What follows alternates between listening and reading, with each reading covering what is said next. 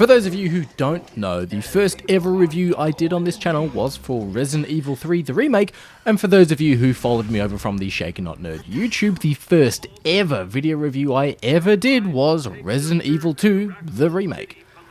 Well, here we are 3 years later after Resident Evil 3 remake, and I've made some friends, I've gotten better at creating videos, I think, or at least I hope, but I'm still a little bitch when it comes to reviewing horror games.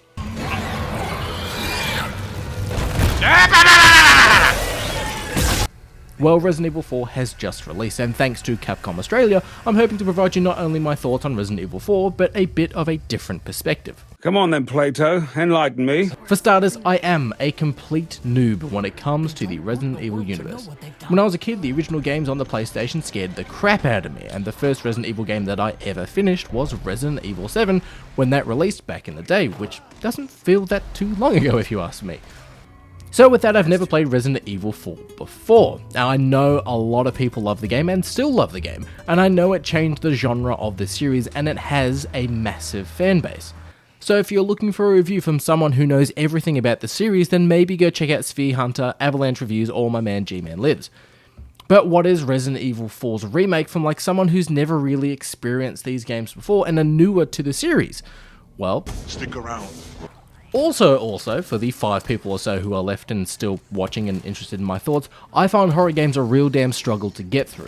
Like I said, I'm a little bitch, and half the challenge for me is not freaking out and hitting Alt F4 when I get scared. Dude, you're a little bitch. So, I am playing on the assisted or the easiest difficulty mode. Now, shame me all you want, but here I am being honest. Well, yeah, but you're a little bitch. Sure. And I'm still experiencing the game and the story. It's just a bit of a less of a gameplay challenge. Also, again, thanks to Capcom Australia, I did get an early copy of the game, and I did try to have a review out before the review embargoes dropped, but things have been completely hectic outside of my YouTube work. But now I can go a little bit more into detail about Resident Evil 4 and provide my thoughts, but I'll also remain spoiler-free. Anyways, Resident Evil 4 is obviously the next entry in the Resident Evil series that's gotten the remake treatment, and also takes place after the events of Raccoon City.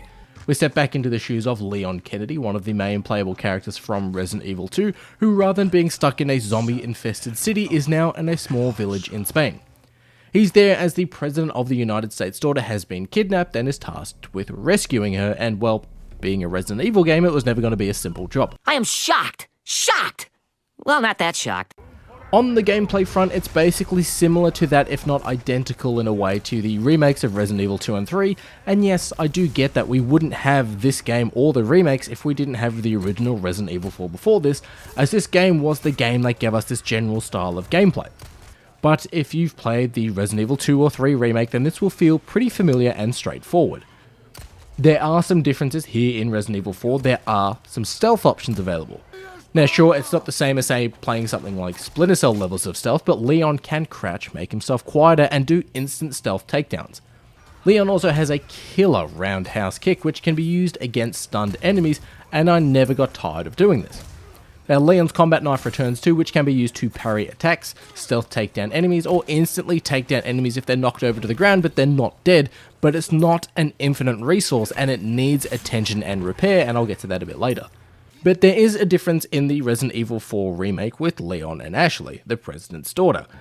Like in the original, at least from what I've seen by watching retrospective reviews on the original title, you need to keep an eye on Ashley's health in the original game and escort her around. From what I saw and heard too, you needed to use resources on Ashley to keep her alive, and that's not the case this time around. In the remake, it's a lot easier, or at least I found it pretty easy. With the press of a button, you'll call out to Ashley to either stay close or to spread out from your location. If you're sprinting past enemies and you want to avoid them, you'd want Ashley to stay close. And if you're facing off against some enemies, then you'll want her to spread out so she can avoid being hit by any attacks. You can also direct Ashley to get into closets and hide as well. Please come out of the closet. But that's not mean you can just set and forget about her. Ashley will call out if villagers or cult members have picked her up and are attempting to run away with her, so you'll need to save her.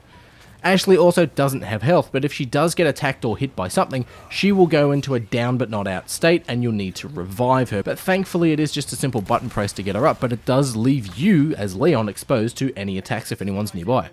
But we've got the standards that you'd expect in, well, any Resident Evil game, or at least any Resident Evil game that I've played. We've got safe areas or the safe rooms where there is a typewriter, we have a weapons vendor that is similar to that in Duke from Resident Evil 8, and again, I am aware the vendor from Resident Evil 4 came first, but what this game has though, or at least for a noob like me, and that impressed me, is the world and its setting. Resident Evil 2 and Resident Evil 3 took place in Raccoon City at nighttime. We'd be in poorly lit police stations and sewers and such, where here in Resident Evil 4, there are sections where you're outside and the sun's and your guns are out, and the atmosphere here is still unsettling, and this is at the start of the game too. Now yeah, you do get this a little bit with say Resident Evil 8 when you're outside and the sun's out in Europe, and also happens to be sort of based in a small forest town setting too, but I don't know man, here in Resident Evil 4 it just sort of hit different. Resident Evil 8 had, you know, the vampire castle on the hill with the town below, while multiple areas here in Resident Evil 4 just had weird noises and things happening over a fence and crows flying around and just scaring the crap out of me in general with the crazed villagers. Hell, there was even a point where a simple swinging and creaking lantern freaked me out to the point where I lost a couple of rounds from my pistol. Speaking of which, it's probably the biggest difference, at least when RE4 originally released, and it is the enemies in the game. Now, Resident Evil 1, Resident Evil 2, and Resident Evil 3 had zombies and zombie dogs, and sure, it had mutants and such like that, but to me, I always linked zombies to Resident Evil, and only to Resident Evil. So when I was a kid, my friend showed me this gameplay from a Resident Evil 4 game. I was sitting there going, this isn't traditional zombies, and it sort of just broke my mind that it was villagers that have been infected with a parasite, and I was sitting there just going, dude, bring back the zombies. What you just said is one of the most insanely idiotic things I have ever heard. But while now I am an adult, at least in the eyes of the law, and Resident Evil 4 villagers are the same yet completely different to zombies, being infected with the Las Plagas parasite, and the fact that they still look like people rather than flesh-rotten zombies kinda hits harder too. For example, zombies have like the gaping holes in their heads and the rotting flesh on them, where villagers here in Resident Evil 4 still somewhat look human. Sure, they've got red eyes, and the closer you get to them, you realise that something looks off, but I don't know man, it just feels like it hits different. But what got me with Resident Evil 4 was the Las Plagas parasite. When previously playing Resident Evil 2 and Resident Evil 3 and causing a head to explode from a zombie or they hit the ground, most of the time it really meant that they were dead. Well, if their head was gone, they were dead and that they're out. But here in Resident Evil 4, seeing a head explode and seeing a mutated monster grow out of where a head used to be caught me by surprise on multiple occasions. WTF? What the fuck does WTF mean? Speaking of being caught by surprise, the villagers in some instances can be a lot quieter than zombies from previous entries. During one moment, I didn't hear a villager come from behind me when I was facing off against some chainsaw villagers, and at first I thought, oh yeah, they'll just do some damage and I'll break free, and no, that's not what happened at all. It's still good, it's still good! I know. Now, just like anything Capcom have released recently, Resident Evil 4 runs on the RE engine, which was originally used for Resident Evil 7 Biohazard. And just like Devil May Cry before it and previous Resident Evil releases, the graphics here in Resident Evil 4 are incredible with a great attention to detail, at least in my opinion. At the start of the game, we can see imperfections and the age in Leon's iconic jacket and the dirt on his boots, as well as the pulsing veins of the villagers. Hell, there's even small little attention to detail moments that surprised me and freaked me out with the level of detail that you get. In the model viewer, you can see some great little attention to detail moments that you wouldn't normally notice because you're focusing on running or shooting off someone's head. Now, there are some changes for character models here in the game. Now, for starters, Ramon Salazar looked like a child in the original game, where here he reminds me and looks a little bit like Pennywise from It, especially when he starts to get small at the end of the second film. Now, as it is a new release, I'm not going to go into any spoilers, and I might come back and do a second video similar to how I did with my Days Gone videos. And while I'm loving these Resident Evil remakes, and it's introducing me to the series and forcing me not to be a little bitch in most instances, Well, yeah, but you're a little bitch. Sure. there are some things I think Resident Evil can maybe look at pinching from the Dead Space series, and these are personal opinions. The ammo counter and the HUD is a nice clean setup in this remake, but personally, again, personal opinion here, but I think it would have been a cool way to try and incorporate ammo and health to be on screen without having a HUD like it's been done in Dead Space. Sure, health would be a little harder to do as Leon doesn't wear a rig system like Isaac in Dead Space, but maybe the ammo counter style that if you want to see how much ammo is in your gun, Leon needs to take the clip out of the gun and a number appears on the magazine so you can see how much ammo is in the magazine. either forcing players to count as they fire so they know how many rounds are in the gun, or to potentially stop and risk themselves open to attacks to check how many rounds are in the magazine. A bit like, say, how the ammo counter works in the game Ready or Not. Now, I've not played the original, so I can't comment on really how the remake lines up to the original in that regards, but I have been glued to Avalanche Review's Resident Evil Retrospective series, and from binging his great content, I think the laser sight would have been a great addition from the start of the game and remove the aiming reticule altogether. Now yes, you can get the laser sight again for Leon's pistol, but this is obtained by doing side missions, and side missions I didn't personally care for them, nor did I really sort of chase them. Now speaking of which, there are small distracting side missions, if you will, in Resident Evil 4 when you can try and hunt down some snakes, or you can shoot some medallions, or little things in the area as you're sort of progressing the mission.